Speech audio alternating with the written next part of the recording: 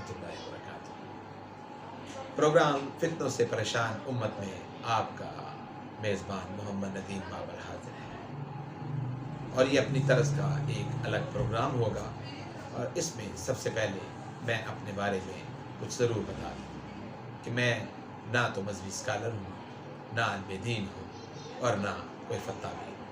मैं एक सादा सा फ़कीर आदमी हूँ और ना देवबंदी हूँ, ना वहाबी हूँ, ना सुन्नी हूँ, ना बरेलवी हूँ और ना मुस्लिम इल्मी किताबी। मैं अगर अपने बारे में कहूँ तो मैं सिर्फ जानता हूँ कि मोहम्मद मुस्तफ़ा सल्लल्लाहु अलैहि वसल्लम अल्लाह के आखिरी नबी और रसूल हैं और उन्होंने जो तालीमात दी वो कुरान करीम और अहादीस में मौजूद है। मैं इन्हीं को मानते हुए अपनी ज़िंदगी को गुजारता हूँ और अपने घर वालों और अपने दोस्तों को यही हिदायत करता हूँ कि यही मशअल राह है। अब मैं अपनी ही लिखी हुई एक तहरीर पढ़ना चाहूँगा। मुझे लगता है कि जिस मकसद के लिए मैंने चैनल शुरू किया था आज उसको पूरा करने का वक्त आन पहुँचा, क्योंकि मौजूदा दौर में मजहबी स्कॉलर्स, मुफ्तियों ने, आलिम दीनों ने और इमाम मस्जिदों ने उम्मत को इतना परेशान कर दिया है और उसका ज़िम्मेदार सोशल मीडिया भी है कि उम्मत ये सोचने पर मजबूर हो गई है कि किसको सुना जाए और किसको ना सुना जाए, किसको माना जाए, किसको ना माना जाए। एक आलिम कहता है सूरतुल फातिहा पढ़ने से नमाज नहीं होती, एक आलिम कहता है सूरतुल फातिहा पढ़ें नहीं तो नमाज नहीं होती। अब आलिम की बात माने या कुरान की बात माने या हदीस की बात माने, आखिर उम्मत जाए और जाएगा। अब जितना जोर इन फितनों ने पकड़ लिया है, मैं समझता हूँ किसी फ़कीर का ऐलान हक करना ठहर गया था। अब अगर हम बर्रे सग़ीर पाक व हिंद में दीन इस्लाम की आमद की बात करें तो ये बुज़ुर्गान दीन की मौजूदगी में ही हुआ और किसी भी सूरत में बुज़ुर्गान दीन को दीन इस्लाम से नहीं खारिज किया जा सकता। और मैं सबसे पहले अपने उस बड़े को सलाम पेश करता हूँ कि जिसने किसी न किसी बुज़ुर्गान दीन के हाथों कलमा हक ला इलाहा इल्लल्लाह मुहम्मद रसूलुल्लाह सल्लल्लाहु अलैहि वसल्लम पढ़ा और इस्लाम में दाखिल हुए, वरना आज मेरा नाम मोहम्मद नदीम की बजाय राज कपूर या तारा सिंह होता।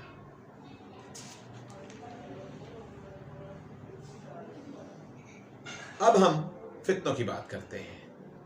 जो बातें और जो चीज़ें इन बुजुर्गान दीन से मंसूब की जा रही हैं, अगर ये बातें और ये चीज़ें उन लोगों में होती तो खुदा की कसम अल्लाह की नुसरत व फ़तह कभी भी उनके साथ ना होती। लाखों लोगों ने इस्लाम कबूल किया, लाखों बेदीन लोग दीन में शामिल हुए, मगर आज उनकी तालीमात को गलत तरीके से बयान किया जा रहा है, जिससे नौजवान उनसे मोहब्बत की बजाय उनसे दूरी इख्तियार करते जा रहे हैं।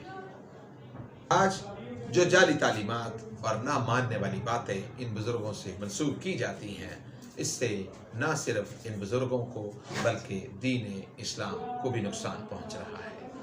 जो कि बेदीन चाहते थे वो तकरीबन मिशन कामयाब होता हुआ नजर आता है। आज ये आलिम दीन, बाबे, मुफ्ती और इमाम जो बातें इन बुजुर्गों की जानिब मंसूब कर रहे हैं, सिर्फ अपनी दुकानदारी चमका रहे हैं और जानबूझकर ऐसी बातें करते हैं कि ये काबिल एतराज़ हो जाएं। प्रोग्राम में सिर्फ हम एक वीडियो पेश कर रहे हैं और फिर इस पे बात करेंगे। आप जाएं और पहले वीडियो देखें।